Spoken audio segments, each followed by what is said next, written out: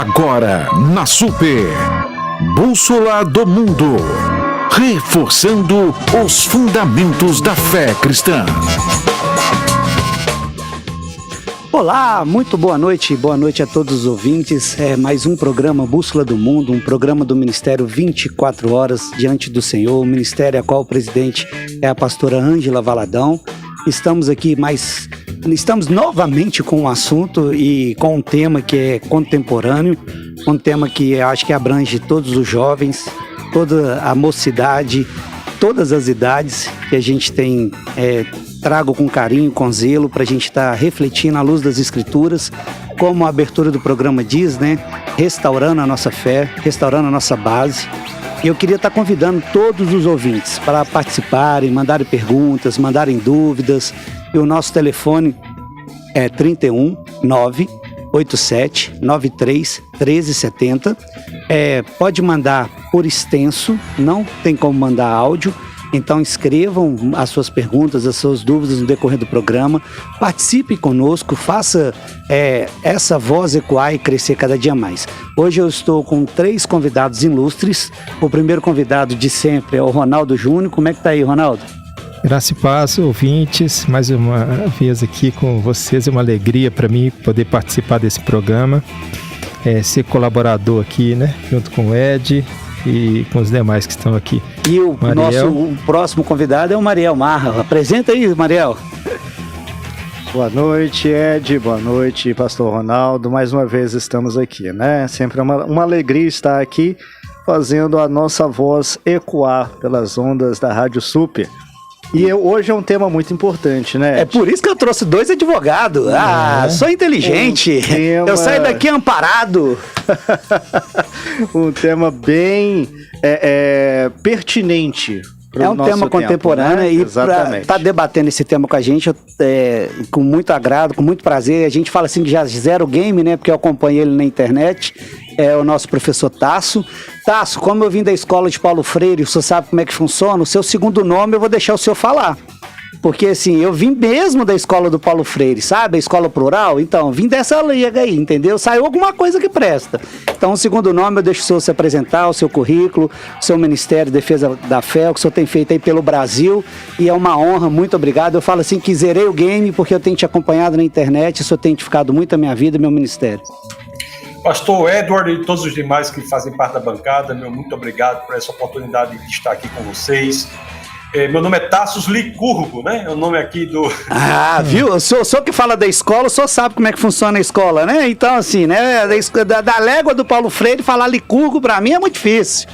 O problema do freirismo é o I. Se você substituir por um Y, nós tiraremos o Paulo Freire e colocaremos Gilberto Freire no lugar, né? Melhora muito. Muito bom, muito obrigado. O senhor tem um Ministério de Defesa com a Fé, o senhor quer falar mais um pouco antes? Sou professor titular da Universidade Federal do Rio Grande do Norte, advogado e também pastor do Ministério da Defesa da Fé, a igreja aqui em Natal, que tem por objetivo, né, além de ser uma igreja, também de apresentar as razões históricas, científicas e filosóficas para se seguir Jesus Cristo. Muito bom, professor. E eu te agradeço muito a sua disponibilidade, de estar colaborando com a gente. A rádio ela tem um alcance muito bom com relação aos cristãos, e não só os cristãos, mas todos que acompanham. E esse assunto é um assunto que a gente quer levar assim, tinha que trazer o senhor, porque o senhor é praticamente o especialista hoje que tem o quadro essa voz, né? A primeira pergunta que eu queria te fazer, professor, o que é ideologia de gênero? E qual a diferença entre sexo e gênero? Você respondeu que a ideologia de gênero tem 2 âmbitos de resposta, né? O primeiro âmbito é você dizer que ideologia de gênero é um movimento que diz que o sexo é uma construção social, e a isso eles dão o nome de gênero. É curioso que em toda a história da civilização, e você pode pegar civilizações das mais diversas vertentes, ateístas, muçulmanas, cristãs, seja quais forem, na história da humanidade, elas concordam em muito pouca coisa. E uma das coisas nas quais elas concordavam é que o sexo era algo que não poderia ser mudado. Então, essa é uma coisa extremamente contemporânea, tem como base o relativismo. Então, ideologia de gênero é a perspectiva de que ser homem ou mulher depende de uma construção social. Esse é o primeiro âmbito da resposta. O segundo âmbito da resposta mais profundo é nós entendemos que ideologia de gênero é, na realidade, um dos braços do comunismo, de uma manifestação anticristã de entrada nas demais ideologias, porque quando eles tentam atacar o elemento da sexualidade, eles fazem isso porque a sexualidade é um impulso primitivo, não precisa de uma sofisticação intelectual maior do jovem para ele ser cooptado. Então a ideologia de gênero é, em outras palavras, uma porta de entrada para todas as demais ideologias anticristãs. Muito profundo. Professor, eu só queria acrescentar aqui, em relação ao movimento feminista, eu separei duas frases, uma da Judith Butler.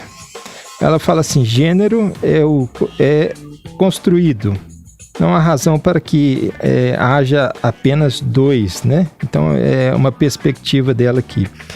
E a Simone Beauvoir, ela fala assim: não se nasce mulher, se torna. Ser mulher não é um fato natural. A gente vê que tem avançado essa ideia no Brasil e também no mundo afora, né? Eu vi exemplos nos Estados Unidos que, inclusive, um pai foi preso porque não pôde chamar sua filha pelo pronome ela, né? Tinha que chamar ele. Isso tem acarretado problemas dentro da igreja, né? E principalmente dentro da sociedade.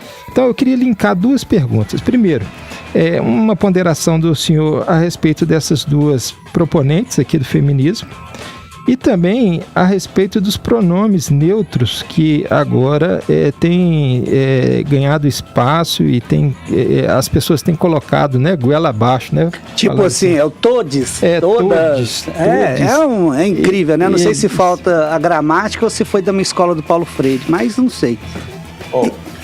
Veja só que interessante. A ideologia de gênero ela propõe algo que é de uma absurdidade impressionante. Nada que você possa fazer em um homem pode torná-lo uma mulher. Nada que você possa fazer em uma mulher pode torná-la um homem. Você pode criar um homem afeminado ou uma mulher masculinizada, mas qualquer pessoa com o mínimo de informação, com uma só célula daquela outra pessoa, sabe dizer se é um homem ou uma mulher. A sexualidade humana ela é binária e ela é determinada pela biologia. Isso é uma verdade impressionante, tanto é que não há o menor subsídio científico que dê sustentação à ideologia de gênero. A ideologia de gênero é algo tão perverso que ela atua num elemento da cognoscibilidade humana que é destacada da verdade, da análise empírica. Ela é quase que uma fé irracional, porque não há como, de fato, você dar a menor sustentação para que um homem se torne mulher ou vice-versa. Existe na história da psiquiatria humana um transtorno psicológico chamado disforia de gênero, que acomete um número muito pequeno de pessoas, que as pessoas nascem e se auto-percebem de um sexo diferente. Mas quando isso ocorre, o tratamento que deve ser feito em relação a essas pessoas é no âmbito psicológico, não no âmbito físico. Não há como você alterar o sexo de uma pessoa. É como, por exemplo, você dizer que uma pessoa com anorexia, que é uma pessoa extremamente magra, magérrima, mas que se vê obesa, é como você dizer que o tratamento para ela é lipoaspiração. Você fazer lipoaspiração numa pessoa anoréxica é crueldade. Assim como você dá uma falsa expectativa para um homem que ele pode se tornar uma mulher, é crueldade.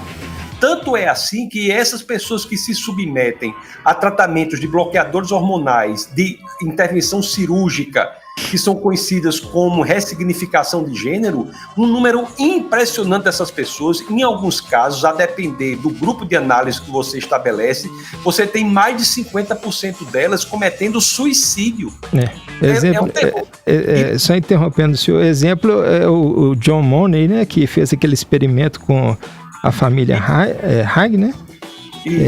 Onde que o Bruce acabou se suicidando, né? Que no Bruce final Bruce, aí ele virou Brenda, depois ele virou David, né? Se não me engano. E ele acabou se suicidando, né? Isso, agora você na sua pergunta, na segunda parte da sua pergunta, você toca no ponto central e é muito importante para a igreja. Uhum. A atuação desses grupos, ele atua primeiro pela linguagem. Preste muita atenção no que eu vou dizer aqui. Da forma que seu filho fala, ele vai passar a pensar. Da forma que ele pensa, ele vai passar a agir. O controle da linguagem ele é central. Se você, para o seu filho, você permite que ele diga bom dia a todos e a todas, se você permitir que ele diga bom dia a todas, aí já é um caso de esquizofrenia. Mas se você permitir que ele diga bom dia a todos ou a todas, você está fazendo com que ele passe a pensar de uma forma que talvez não seja a que você gostaria que ele pensasse. Então, a contribuição da filosofia do século XX, né, notadamente com Fernand de Saussure, Wittgenstein e tantos outros, é dizer que a linguagem molda o mundo. Então, nós temos na igreja de ter muito cuidado com a linguagem. Muito cuidado com as concessões linguísticas que nós fazemos em nossa família e na igreja. Eu já vejo o pastor na igreja dando bom dia a todos e a todas. Isso aí é um problema, ele está sendo cooptado. Às vezes ele nem sabe a gravidade disso. E a gravidade da linguagem que você, principalmente, vai, igual o senhor disse, o senhor vai moldar o caráter e o senhor vai moldar o comportamento da pessoa. A linguagem é tão importante e às vezes passa tão despercebido e as pessoas vão achando que aquilo que não é normal passa a se normalizar. É muito incrível como a ideologia de gênero vai contra a biologia. E eles querem algo científico, mas eles não têm nem base filosófica, não tem nem filosofia para basear eles. E os seus fundadores, na sua vida regressa e biográfica, é tudo escandalizado. Se você for estudar, você escandaliza. Você escandaliza o comportamento do Sartre, que é o pai do existencialismo, que a esposa, todos defendendo a questão da ideologia de gênero, porque eles defendiam uma opção sexual que era a pedofilia, como se fosse normal. E a gente tem hoje, isso é um assunto muito importante da gente tratar, que está tendo pautas que querem tratar a pedofilia como uma coisa normal, como algo, uma orientação sexual. E isso não é dessa forma que tem que ser tratado. E é onde que o senhor fez esse adendo. Mariel, você quer acrescentar algo aí pra gente? Quero sim. Boa noite, professor Tasso. Tudo bem? Boa noite, tudo bom? Tudo jóia. Ô, professor, aproveitando a sua expertise dentro do ambiente acadêmico, eu gostaria que o senhor explicasse aqui para os nossos ouvintes, porque eu vejo que a ideologia de gênero tem sido tratada até com uma certa seriedade dentro do ambiente acadêmico, né? Eu gostaria que o senhor explicasse para os nossos ouvintes dentro de qual campo científico a ideologia ela se encontra. Ela está dentro da psicologia, ela está dentro da sociologia. Qual árvore do conhecimento, isso, né? Dentro de qual campo científico a ideologia de gênero se encontra? E aí eu aproveito para fazer uma outra pergunta, que é a respeito dos elementos que justificam essa ideologia. Existe alguma coisa, algum experimento que justifica essa ideologia? Isso já deu certo em algum lugar? Não deu certo em nenhum lugar e nem tem como dar certo, porque há um impeditivo muito veemente e radical que se chama realidade. Conforme eu lhe disse, é impossível um homem se tornar uma mulher. A única maneira de uma ideologia como essa propagar é porque ela é construída sobre um chão que é chamado relativismo. Então, todas as ideologias atualmente são frutos do relativismo, a perspectiva de que não há uma verdade. E a academia está acostumada a adorar ideias sem que essas ideias sejam colocadas à prova. Esse elemento do utopismo, que é decorrência do comunismo anticristão, é o que faz com que muitos defendam ideias sem que tenham nem de perto a perspectiva de que essas ideias têm que ser analisadas. Por exemplo, você tem a ideia de que um homem pode se tornar uma mulher e isso não vai se buscar na realidade. Apenas o próprio desejo dele é suficiente para dizer que aquilo pode ser feito. Então isso é um relativismo radical que acomete toda a expressão intelectual e faz com que, em última instância, essas ideologias sejam construídas a partir de uma ideia de que não há mais verdade. Veja bem, não é que a pessoa não tem o direito de achar o que quer que ela seja. A pessoa pode achar que um homem pode achar que é uma mulher, um homem pode achar que é um avestruz, um homem pode achar que é um avião, uma vaca, não tem problema. A questão não é o direito de alguém crer que é algo, é saber se aquilo que ele crê é verdade ou não. E saber que se aquilo que ele crê é verdade ou não depende do que está nos limites da psicologia, da psique daquela pessoa. Está nas evidências externas. Existe um documentário impressionante, Matt Walsh, que ele simplesmente vai para grandes intelectuais de universidades e faz uma pergunta: o que é uma mulher? O que é uma mulher? Quando a pessoa diz que se identifica como uma mulher, o que é aquilo com que a pessoa está dizendo que se identifica?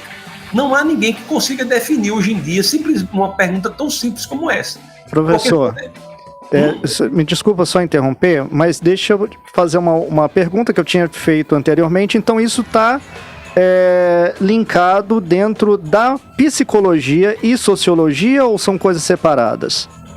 Isso está linkado dentro dos elementos das ciências que não podem ser empiricamente atestadas. Entendi. A psicologia, a sociologia, a antropologia.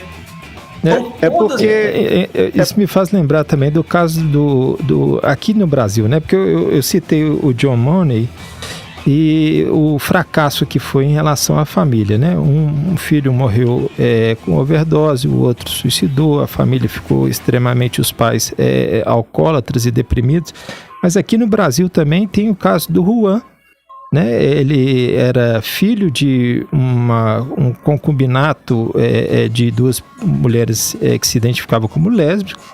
Sim. E elas fizeram um procedimento de remoção do órgão dele, né, da criança, isso com 9 anos, né? Sim.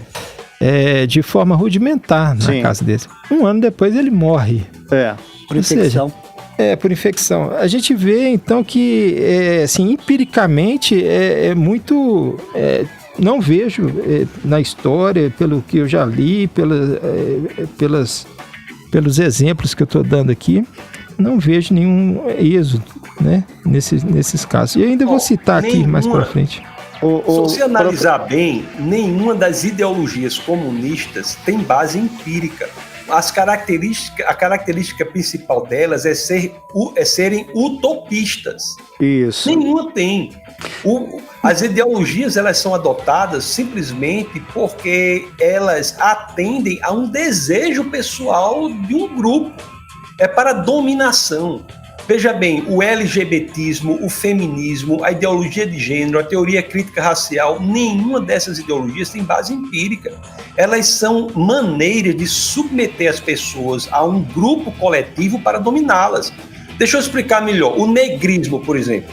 O negrismo propõe que os negros devem ter uma pauta de pensamento específica. Se o negro pensa diferente daquilo que o outro negro pensa, ele sofre sanções sociais dentro do negrismo. O LGBTismo é a mesma coisa com o homossexual. Não é obrigado a ter base empírica, é um grupo de domínio político. São estruturações para dominar. Eu sempre digo assim que havia o caso clássico aí do deputado federal hoje falecido Clodovil Hernandes, que era notadamente homossexual, mas tinha um pensamento independente, ele sofria sanções sociais do LGBTismo. Então, assim, não busquemos base empírica para as ideologias de índole comunista, porque elas são utopistas.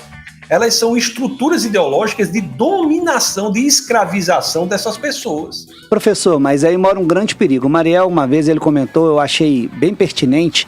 Eu tenho 40 anos, eu tenho uma idade formada, eu já tenho toda uma ideologia formada, beleza. Agora imagina todo esse mecanismo deparado para o menino que está no fundamental com 9, 10, 12, 13, 15, o menino que está no ensino médio, quem entra na universidade que teve uma educação restrita, aí chega lá, o professor começa a tratar isso como pauta, porque eu sou estudante de psicologia, teve uma psicologia social, foi o semestre inteiro, parece que só isso. De psicologia social não vi nada, só vi isso. E aí o que acontece? Como que é a formação? Porque o que o senhor falou da questão da lei. Então eles estão querendo impor leis que aceita a diversidade de gênero, mas como que o cristão, na base dele, ele tem que combater ou se preparar o filho para isso? Porque a bússola tem esse papel de apontar o norte, o nosso norte é Jesus. Como que a gente aponta esse norte no meio dessa guerra ideológica cultural? Primeiramente, estando equipado e preparado para que possamos nos defender das armas sutis do inimigo de nossas almas. Para que você tenha uma ideia, amigo, eu vou dizer um negócio muito importante aqui. as escolas brasileiras, inclusive cristãs, muitas das quais católicas, estão incorporando em seus currículos aquelas disciplinas que são chamadas de gestão socioemocional da criança. Tem vários nomes: laboratório de inteligência de vida, gestão de vida, qualidade de vida. E essas disciplinas para as crianças são caminhos de manipulação comunista anticristã. Estão formando militantes comunistas desde a mais tenra idade. E a questão da linguagem, né? Muda a linguagem, a pessoa aceita como novidade e acha que não tem um conteúdo perigoso. Amigo, nas escolas cristãs, essas disciplinas têm parceria com um grupo como um que chama Momé. Momé é homem ao contrário. Homem ao memó. Memó é homem ao contrário. É um grupo que tem por intuito a desmasculinização das pessoas, dizer que a masculinidade é algo tóxico. Então, assim, a primeira coisa que o cristão deve fazer é o seguinte: lá na igreja onde eu sirvo como pastor, eu digo, você, pai, que tem um filho na escola, que tem uma disciplina de gestão socioemocional, deve chegar para o coordenador da escola e dizer: meu filho não vai assistir às aulas. Você pode deixar que quem vai gerir as emoções dele sou eu, não é a escola. O senhor tocou num ponto que é primordial. A gente tem terceirizado a educação, professor. E os pais têm esquecido o fundamento do discipulado. Quem discipula é dentro de casa, é os pais com exemplo. E isso fica alerta para os ouvintes, fica alerta para a gente, porque quem tem que educar e tem que acompanhar somos nós. Independente da escola, se ela tem linha confessional ou não, eu dou um conselho para os pais. Acabou a aula, faz uma revisão da tarefa do seu filho, para saber o que ele aprendeu. Assenta e conversa com ele em tempo de qualidade. Filho, como é que foi sua aula? 5 minutos por dia, você vai livrar do seu filho de muitos maus. Porque nome hoje, na realidade, não quer representar nada, né, professor? A escola é a pior instituição da face da terra para educar. O Estado nem se fala. Escola não é para educar seu ninguém. O Estado não é para educar seu ninguém. A escola serve, quando muito, para ensinar. É para ensinar matemática, português, física, biologia, essas disciplinas. A escola não é para educar. Agora, se a família terceiriza a educação que cabe a ela, a escola, depois está achando ruim porque o filho está falando, pensando e agindo da forma que ela não gostaria. Professor... Então, nós temos que nos posicionar contra essa ideia de que a escola pode gerir a emoção dos nossos filhos. Que conversa é essa? O ponto, e olha que nem ensinar. E outra coisa, a gestão emocional das crianças está substituindo até a ideia do ensino. Aí a gente começou a nossa conversa com a brincadeira de Paulo Freire, mas é verdade. Se uma criança hoje escreve algo errado num papel, o professor não pode apagar. Não pode, porque seria algo opressor. Que conversa de opressor? A criança escreve pergunta, dizendo: meu filho, não é pergunta, não, é pergunta. Não pode. Então, assim, nós estamos simplesmente, se o pai cristão não tiver a dimensão disso, se a igreja não orientar nesse sentido, fica vítima, presa fácil dessa estrutura montada.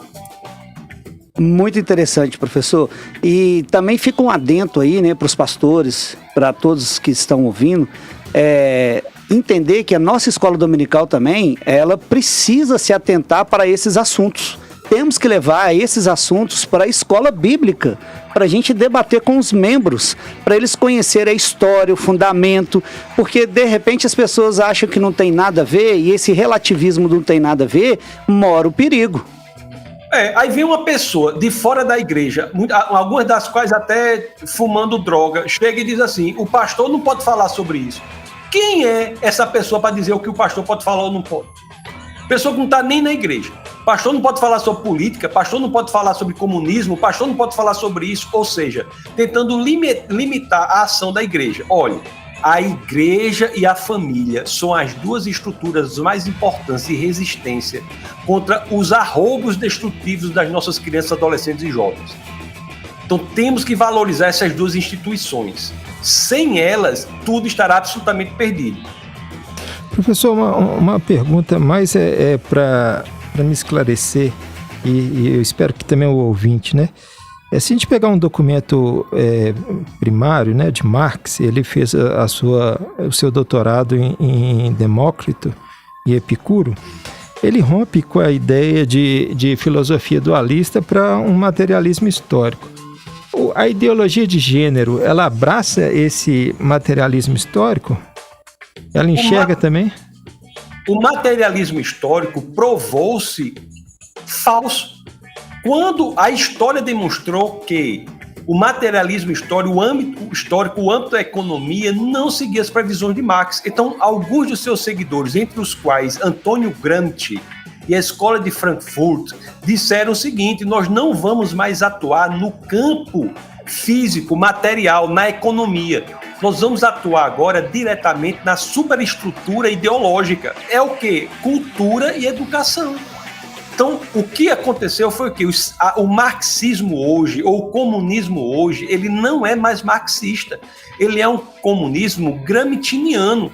Tanto é assim que os grandes países comunistas de hoje são capitalistas. China é um exemplo disso. Quando eu pego um voo de conexão da China, tá cheio de brasileiro. Quando eu volto para o Brasil, tá cheio de brasileiro que foi à China fazer negócio. Então, assim, olha, preste bem atenção no que eu vou dizer. O inimigo do comunismo não é o capitalismo. O inimigo do comunismo é o cristianismo. Porque a luta é no campo dos valores. Então, é o cristianismo, que é defensor da família e da igreja, que coloca os maiores obstáculos à dominação do comunismo por meio dessas vertentes coletivistas. O negrismo, o LGBTismo, o feminismo, a ideologia de gênero, a teoria crítico-racial, etc, etc. Porque é na igreja que você efetivamente diz que não há raça, não há cor, não há nada, todos somos um em Cristo Jesus. Quebra tudo isso. E na família que você tem a formação primordial da identidade. Então, esses são elementos que são obstáculos às garras comunistas. Agora, nós temos, enquanto igreja, de saber isso, de reforçar isso, para que possamos resguardar os nossos jovens. Muito bom, professor. Eu quero te agradecer essa primeira participação. Nosso bloco, o primeiro bloco está encerrando. A gente vai voltar no segundo bloco com uma questão e com a participação dos ouvintes, tá joia? No segundo bloco, professor, eu queria que o senhor preparasse aí para a gente a questão do esporte, né? Como que afeta a ideologia de gênero e a desvantagem do esporte. A gente vai estar desenvolvendo essa ideia, mas eu queria também chamar os ouvintes para participar. 31987 931370, manda a sua pergunta aí por extenso e até a próxima. Bom. Olá, boa noite, ouvintes, de novo. Estamos de volta aí para o segundo bloco sobre o nosso tema hoje, que é a ideologia de gênero. A hora aí para você que está ligadinho, às 18h35. E vamos com participação, Ronaldo? Vamos lá. É o Rafael, professor, ele está aqui parabenizando, outras pessoas também parabenizaram, mas o Rafael está ponderando aqui. Professor muito inteligente, parabéns. Esse grupo de gestão de ideologia de gênero quer impor a imaginação deles sobre que seja sobreposta, né, como lei sobre a nossa percepção da verdade. Parabéns e abraço, Rafael Rosa, de Venda Nova. Exatamente, educar não é mais um ato de separar o que se deve ser reforçado e o que deve ser esquecido. Nesse socioconstrutivismo de freirianismo, tudo é cultura, tudo pode, um engodo é perigoso. Professor, o Ed já adiantou algo que eu queria traçar aqui. Primeiro, são dois pontos. Primeiro, o aspecto transgênero. Eu estava estudando aqui para nosso bate-papo e eu vi que a Associação Americana de Pediatria, ela fala que 40% das pessoas transgênicas elas chegam ao suicídio. Então, nessa perspectiva, eu não entendo que é o melhor caminho para o tratamento dessa perspectiva da pessoa se identificar como, né, se ela se identifica com outro sexo ou outro sexo. Eu vou querer ouvir o senhor nesse ponto. E um segundo ponto é da Tiffany, é a atleta do vôlei, né? Ela jogou na Europa, ele jogou na Europa e depois ele veio para o Brasil e ganhou destaque. Aí, antes ele chamava Rodrigo, né? E ganhou destaque. Então, como está ligado aí, sobreposto esses temas, transgêneros e transexuais, o senhor pode nos esclarecer um pouco sobre isso, falar sobre esses casos? Sim, me diga uma coisa. Qual é o outro procedimento médico que você tem 40% em uma visão conservadora, ou mais de 50%, a depender do grupo de análise, cometendo suicídio quando se submete a esse procedimento, que é mantido esse procedimento? Qual é o outro procedimento médico que é mantido com uma taxa de 40% de suicídio? Nenhum. Como é que nós mantemos essas chamadas operações de ressignificação em crianças, em adolescentes? Se o seu grupo de análise for de adolescentes, o nível de suicídio é mais da metade. É uma crueldade impressionante que está sendo feita com essa geração. 98% das crianças que têm homens que têm confusão em relação ao gênero, a puberdade resolve essa confusão e ele entende que ela é homem. 84% das mulheres que têm confusão quanto ao gênero e quanto crianças, meninas, a puberdade resolve essa confusão. Como é que nós permitimos que crianças, muitas vezes com 1 ano, 2 anos, sejam submetidas a bloqueadores hormonais, ingestão de hormônio do outro sexo, trazendo enfermidades impressionantes, inclusive até mesmo câncer? É algo terrível e a gente fica amedrontado na igreja sem poder dizer nada. O esporte feminino acabou. Acabou. Por quê? Porque as mulheres estão competindo com homens. Não tem como ganhar. O homem é fisicamente superior à mulher. Então tem inúmeros casos aqui no voleibol, no MMA. Houve um caso em que a mulher saiu com traumatismo craniano, a parte frontal foi afundada por um golpe. Então isso aí é tão claro que não há ideologia de gênero no esporte, porque não tem nenhuma mulher que se ache homem que vá competir no esporte masculino. Isso é de uma obviedade impressionante. Porque se homem pode virar mulher, mulher pode virar homem, não há nenhuma mulher que virou homem e foi competir no esporte masculino. Só tem o contrário. Porque o contrário traz vantagens. O homem competindo com mulher traz vantagens. Então é de uma absurdidade impressionante e a gente não pode se calar. É um absurdo o que está acontecendo. É verdade. Eu só queria corrigir aqui, eu falei transgênero, transgênera, né? Então só fazendo essa correção. Mariel. Professor, no bloco anterior nós falamos um pouco sobre escola, né? Sobre educação. Eu quero perguntar para o senhor primeiramente o seguinte: o senhor conhece o projeto de lei Escola Sem Partido? Conheço. Qual a sua opinião sobre esse projeto de lei? É um projeto de impossível realização. O projeto devia ser escola de todos os partidos.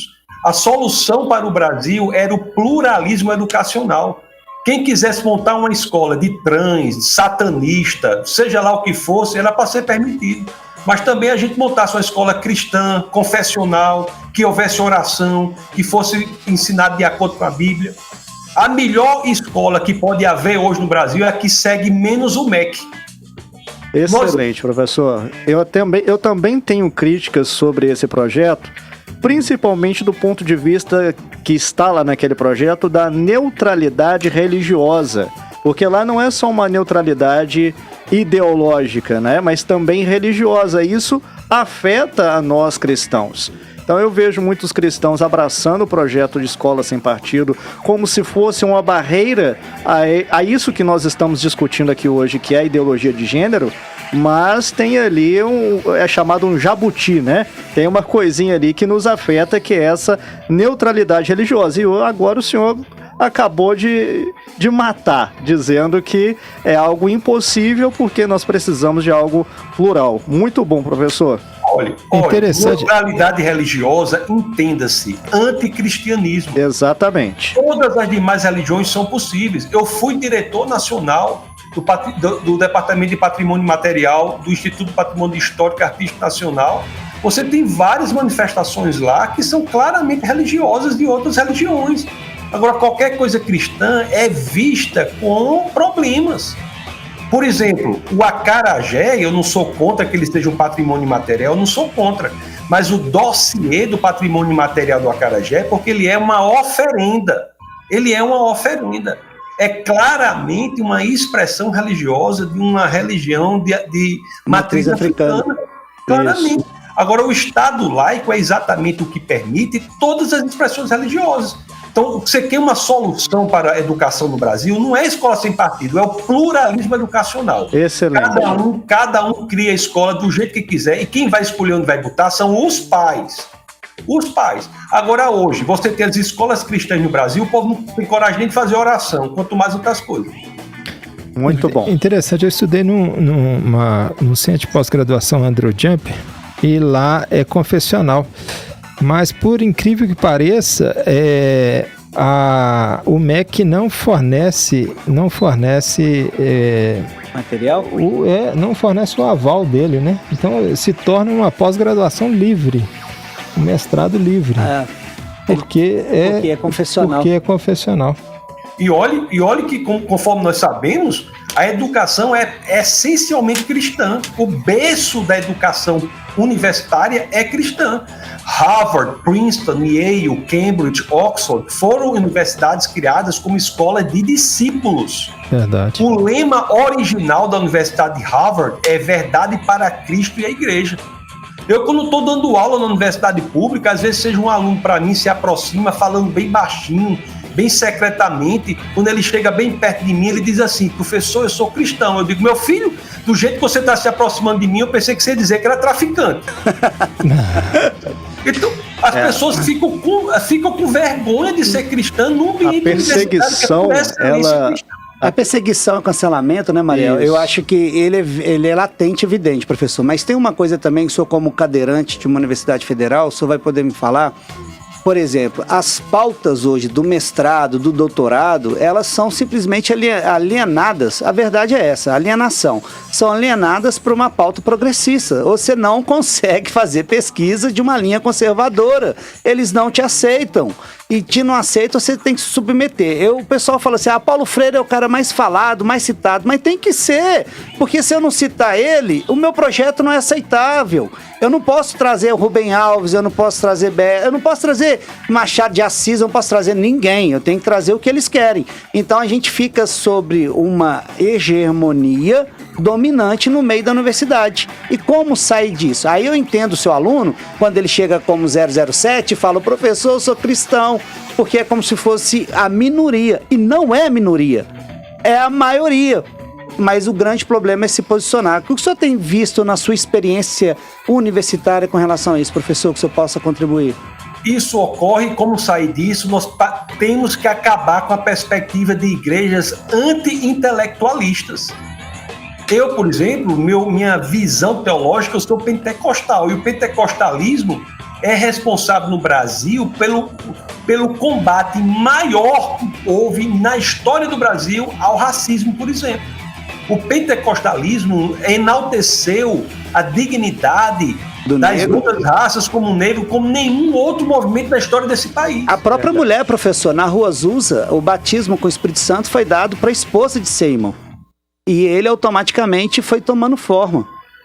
Exatamente. Então nós temos que ter a ciência disso, da importância do movimento cristão no Brasil, e temos que nos colocar de forma articulada e inteligente.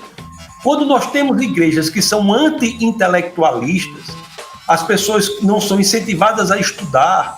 Nós temos movimentos, por exemplo, que não se dedicam ao estudo profundo das disciplinas principais: português, matemática, as línguas estrangeiras, física. Nós estamos contribuindo para a perpetuação de uma hegemonia progressista. Agora, isso tem método. Isso é o que eu lhe disse. No caso do Brasil, no regime militar, como a esquerda não conseguiu ascender de outra forma, usou a metodologia gramsciana para atuar no campo da mídia e da academia. Conseguiram, não é? Fernando Henrique é um gênio gramsciano. Então o gramscianismo propagou-se muito nesse governo. Agora, o que estão atacando agora são as igrejas. As igrejas estão sendo atacadas agora por esse movimento. A Igreja Católica pela teologia da libertação, a Igreja Protestante pela missão integral. São cânceres comunistas dentro do cristianismo que querem fazer do movimento cristão no Brasil o que já foi feito na mídia e na universidade. Eu deixo 2 adendos aqui na sua fala, professor. Na Europa aconteceu isso. Esse relativismo entrou. E a gente vê hoje o estado espiritual da Europa com relação à sua universidade, à sua fé e à família. E a nossa ouvinte, a Noeli, ela teve uma participação que ela disse isso. Falando nisso, lembrei da polêmica da música Alvo Mais que a Neve. É justamente esse braço do que se diz cristão, sendo progressista, fazendo da linguagem, transformando as coisas e deixando a gente meio que sem rumo, como se a gente fosse o quadrado e o antiquadro no meio da sociedade. Não vejo por aí não, né, professor? Acho que aí é mais uma questão de analfabetismo bíblico, né? Mas, professor, pode colocar aí. Meu querido, o negrismo é uma das vertentes comunistas de dizer que a igreja é racista. Não há instituição menos racista do que a igreja. E o Brasil é, por excelência, um país mestiço. Países racistas não se miscigenam. Não há mestiçagem em país racista. Nós somos, por excelência, um país que deu uma solução pacífica à tensão racial, que é a mestiçagem. No começo do século passado, nós tivemos uma pessoa chamada Nilo Peçanha, que era negro. Sabe qual foi a função que ele exerceu no Brasil? Presidente da República. Então, assim, todas essas doutrinas que estão acabando com o Brasil, elas não são provenientes do Brasil profundo. Elas são todas importadas. É um neocolonialismo cultural. O Brasil profundo, ele é mestiço. Ele não tem tensão racial. O Brasil profundo não traz absolutamente nada do que você está vendo aí. Tudo isso é importado, é artificial, é imposto. A mudança da linguagem, a doutrinação ideológica, tudo isso é de neocolonialismo cultural. Muito interessante. Na verdade, professor, só acrescentando a sua fala, tem sido bastante produtiva, a teologia liberal, professor, ela abriu precedentes para todas essas teologias chamadas de minoria. Então, a teologia negra, a teologia LGBT, feminista, a teologia feminista, a teologia ecológica, que são todas elas fruto dessa escola da autocrítica alemã. Sim. E elas têm servido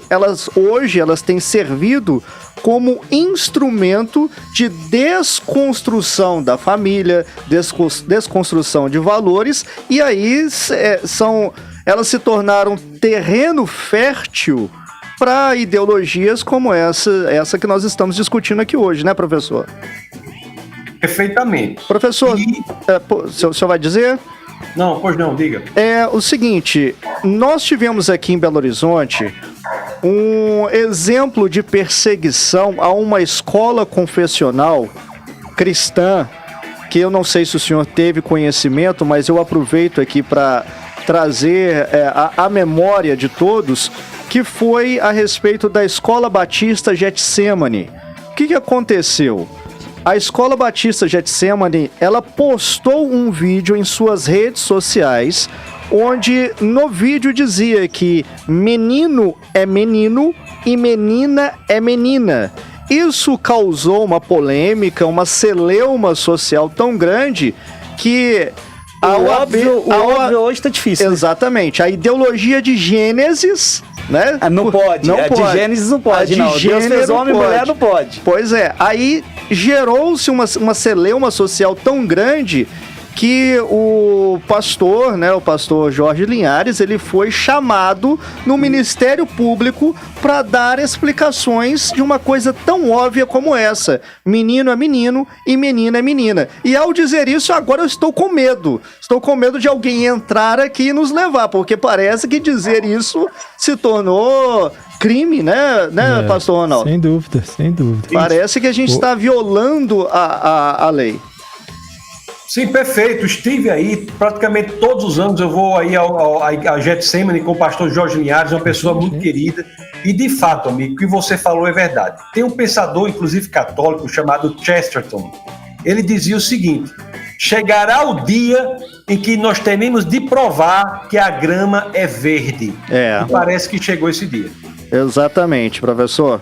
Agora, eu quero trazer aqui uma outra questão, professor, envolvendo também a ideologia de gênero, que eu até coloco isso entre aspas, porque eu nem reconheço isso aí sequer como ideologia, porque não tem nem fundamento, né, professor?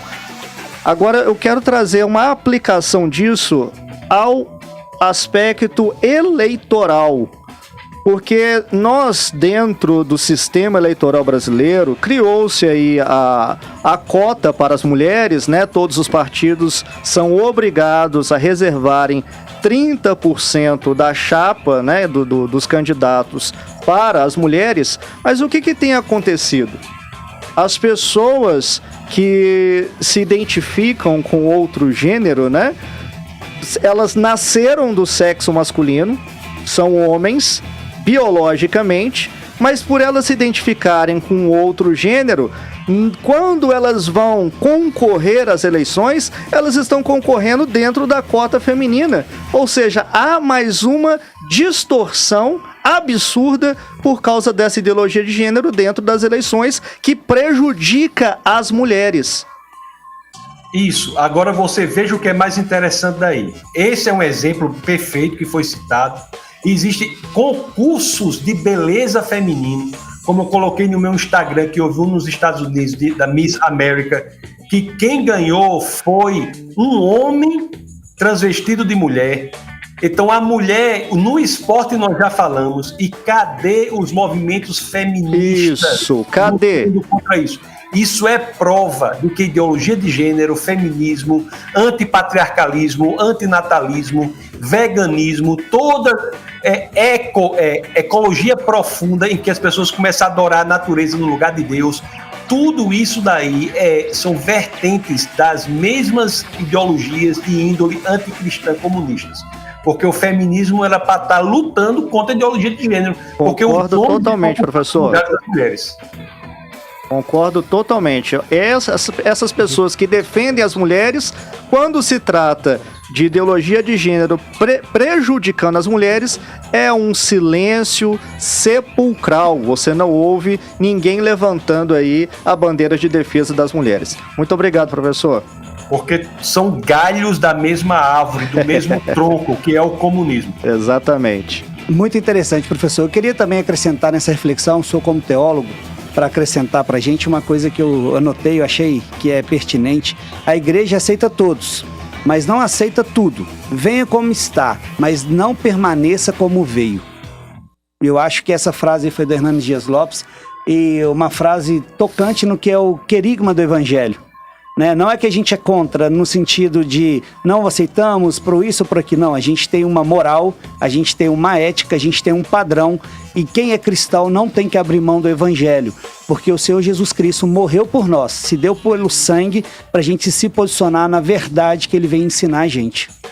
Essa sua colocação, parece que vai, não sei se vai cair a ligação agora. Eu acho que a gente vai estar retornando a conexão com o senhor, mas enquanto isso a gente vai estar falando aqui. Só um minutinho, professor, pode ficar tranquilo que a gente vai fazer uma reconexão com o senhor.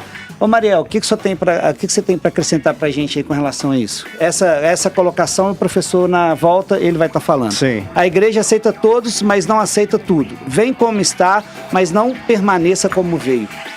A proposta do evangelho é uma proposta de transformação, né, pastor Ronaldo? O evangelho, ele chama a pessoa na sua condição de inimigo de Deus e pecador, e ali de glória em glória ela vai sendo transformada, né? A pessoa que ela tem ali os seus desafios sexuais, né, na área de identificação de identidade sexual, ela tem que ser transformada pelo evangelho, assim como qualquer pessoa, né, pastor? Sem dúvida. É uma característica do evangelho nós termos um encontro com o Senhor e a partir desse encontro sermos regenerados e termos uma nova vida em Cristo, né? Romanos capítulo 6 vai falar dessa realidade, que agora a gente já não vive mais no pecado, né? Isso porque lá fala sobre duas figuras. Primeiro, porque nós morremos com Cristo. E se nós morremos com Cristo, nós certamente ressuscitamos com o nosso Senhor. Amém. Isso significa o quê? Que eu morri para minhas próprias vontades, para meus próprios desejos, para minhas próprias inclinações do coração. e agora eu vivo para um Senhor que governa a minha vida. E a segunda figura que é descrita lá em Romanos capítulo 6 é que fala sobre nós nos colocados como escravo, e aí eu acrescento de orelha furada, que culturalmente era conhecido escravo de orelha furada. Era aquele que já tinha tido a alforria, né? Já tinha sido liberto, mas ele opta por colocar-se debaixo de uma escravidão de um Senhor justo, reto, bom, santo e que requer mudanças da nossa vida. Então, o Evangelho, sem sombra de dúvida, ele produz mudança. O Evangelho, sem sombra de dúvida, ele requer um caráter aprovado. Há imperativos tantos na Escritura que a gente vê, o próprio apóstolo Paulo, o Senhor, e a gente tem que nos apegar a isso, nessa realidade, né? O professor está conectado de volta? Estou de volta. Estão me ouvindo? Estamos te ouvindo, perfeitamente. A gente deu um adendo aqui, o Mariel também, sobre essa frase. Eu queria que o senhor também desse suas considerações sobre ela. A igreja aceita todos, mas não aceita tudo. Venha como está, mas não permaneça como veio. Porque tem muitos movimentos por aí, coloridos, sem cor, que acha que as pessoas podem vir e ficar do jeito que está. Aí o senhor pode dar um adendo para a gente aí? Isso. Olha, essa colocação é extremamente relevante, extremamente importante, porque ela explica que o cristianismo não é um outro tipo de coletivismo, no sentido de que a transformação proposta pelo cristianismo não é de fora para dentro, mas sim de dentro para fora. A transformação no cristianismo é proposta no entendimento individual. A redenção é individual, então é de dentro para fora. Portanto, não é um outro tipo de coletivismo. Isso aí faz toda a diferença. Glória a Deus. Muito bom, professor. A gente está caminhando para o final. O papo foi super edificante. Excelente. Eu aprendi demais. Muito bom. E eu fico aí feliz aí. Eu fico para janeiro, sabe, professor? Se tiver agenda aí, já prepara para a gente estar batendo mais papo sobre escola, educação. Nunca é ruim, nunca desgasta, porque é o que a gente tem que aprender. Eu queria que o senhor deixasse o seu contato, suas considerações finais. O senhor quer agradecer as pessoas que interessaram em te conhecer, te pesquisar lá no Instagram, seguir o seu canal, que é excelente, tem vários conteúdos, várias aulas. Inclusive tem o senhor sem barba, mais gordinho, mais magro, tem várias vertentes lá. É isso aí. Eu agradeço imensamente pela oportunidade de estar aqui com vocês. Parabéns pelo projeto, que Deus os abençoe poderosamente. Aqueles que quiserem me seguir, eu estou no Instagram, @TassosLicurgo, TASSOSLYCURGO. E ali no Instagram eu coloco muitas informações, muitas coisas que eu estou pesquisando. E pelo Instagram você vai conseguir achar o canal do YouTube. O canal do YouTube é Tassos Licurgo também. Você pesquisa no YouTube e estará lá. Então foi uma alegria muito grande, viu? Eu agradeço muito, professor. Igual eu falei, já gerei o game, já estou bem hoje. Eu queria só falar uma participação aqui rapidinho do ouvinte. Ô Silas, tem como sim, tá? Tá gravado e tá disponibilizado no canal Ministério 24 Horas Diante do Senhor. É o canal da pastora Ângela Valadão. Toda essa fala, todo o argumento, tá tudo gravado e tá sendo disponibilizado no canal a partir dessa semana. Acredito que amanhã ou no máximo segunda-feira sobe lá no canal. Então quem quiser, os ouvintes, rever de novo, anotar, pode ficar aí tranquilo que a gente já preparou isso aí e tem acesso livre para todo mundo. Mariel, sua consideração final? Muito obrigado, Ed. Obrigado, professor Tasso. Obrigado, pastor Ronaldo. Foi uma participação do professor bem produtiva, né? É aula, né? Foi uma aula. E é um tema tão amplo que a gente nem viu o tempo passar. Obrigado, professor. Ronaldo. Gostaria também de agradecer o professor, os colegas aqui da mesa, o pastor Mariel, o Ed, e deixar os meus contatos aqui também. No Instagram é pr.ronaldo_júnior. Então, se você tiver dúvidas sobre assuntos teológicos, tiver dúvidas sobre assuntos relacionados aqui ao nosso programa, participa conosco lá, mande uma mensagem no direct. É isso aí, eu queria deixar esse contato aí, Ministério 24 Horas Diante do Senhor, entra no canal, então segue a pastora Ângela Valadão no seu Instagram, o próprio Gideões 24 Horas também. A gente está com esse movimento onde a fé e a ciência não se contradiz. A gente está com esse movimento aí do pessoal do TDI também, que tem contribuído demais com a gente. Teologia, né? A teoria do design inteligente, que a gente tem desenvolvido. Eu não vim do macaco, eu sou criado por Deus. Então, dentro desses propósitos que a gente está levando aí, mais conhecimento, mais fé, mais humildade e mais evangelho. É o que eu desejo aí para todos os ouvintes. Até o próximo programa. O próximo programa é próximo do Natal, então vai ser símbolos e referências do Natal, e é algo que a gente vai trazer o professor lá de São Paulo para estar refletindo conosco também. Um abraço a todos os ouvintes. Até a próxima. Deus abençoe.